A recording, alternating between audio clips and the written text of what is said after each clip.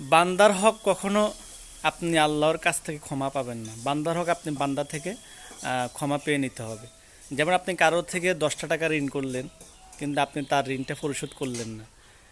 এই যতক্ষণ পর্যন্ত ওই ব্যক্তি আপনাকে ক্ষমা না করবে, যে ব্যক্তি থেকে আপনি ঋণটা নিছেন, ততক্ষণ পর্যন্ত আল্লাহ আপনাকে ক্ষমা করবে না। আগে আপনি ওই ব্যক্তির থেকে ক্ষমা নিতে হবে।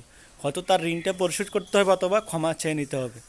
নয়তো আল্লাহ পাকের কাছে আপনি হাজারবার ক্ষমা চাইলেও বান্দার হকের যেটা, এটা আল্লাহ পাক ক্ষমা করবেন না।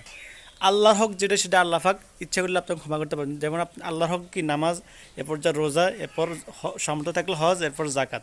এগুলো হচ্ছে আল্লাহর হক। যদি আপনি এগুলোর মধ্যে গাফলতি করেন, এগুলো আপনি আল্লাহর কাছে ক্ষমা চাইবেন। আল্লাহ পাক ইচ্ছা করলে আপনাকে ক্ষমা করবেন, সেটা আল্লাহ পাকের বিষয়।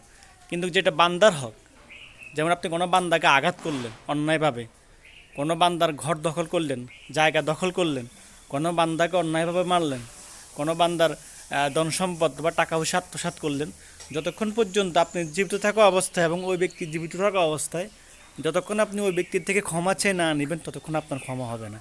এটা আপনি আল্লাহর কাছ থেকে ক্ষমা পাবেন না। এটা আপনি যে বান্দার সাথে অন্যায় করলেন, তার কাছে আপনি ক্ষমা চেয়ে নিতে হবে, এবং সে যদি ক্ষমা করে তাহলে আল্লাহ আপনাকে ক্ষমা করবে।